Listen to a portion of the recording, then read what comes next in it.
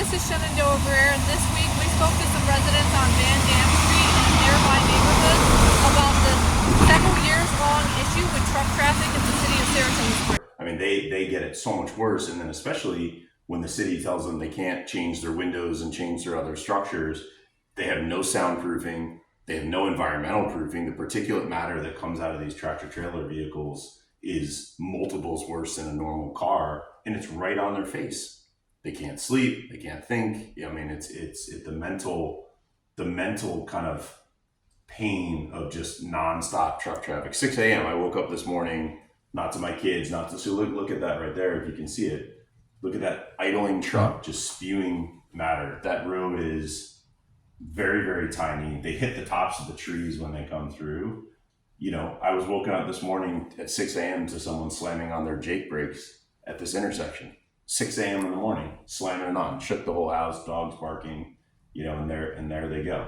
And you can hear it rumbling because the city hasn't taken care of the street, and the state, despite claiming, you know, ownership of the road, they don't pay for anything, right? So here you got potholes, you have no runoff, by the way. There's no storm sewers, there's no anything. It's just the little low curves. So all the exhaust matter, everything kind of just spills out, you know, right into the yards and the sidewalks. It makes the street basically unusable for pedestrians, despite the fact that it's, you know, literally in the heart of the historic corridor of the city. Yeah, so when we purchased this house, we were aware there was trucks on the street. We did not have any clue just how many and how loud these trucks are. They're one every 2 minutes passes by our house. They weigh 80,000 pounds. They actually rattle our house and wake us up at night. I mean, I don't know what else to say. It's pretty awful, and it's relentless and nonstop. So yes, we said, oh, okay, there, you know, trucks travel down this road, but you just can't prepare yourself for how many trucks there are on Van Dam Street until you live in a house on Van Dam Street. Anyway, when we can stand out here, there's one every 2 minutes, at least.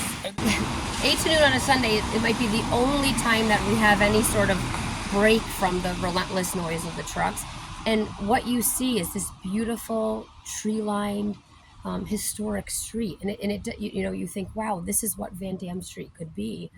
Instead, it's a highway, and it's a highway, you know, running through a nationally registered historic district, and on a residential street that collapses. It's a narrow street, and it's a street where the families that live here are afraid to let their children out in the front yard. Excuse me. So.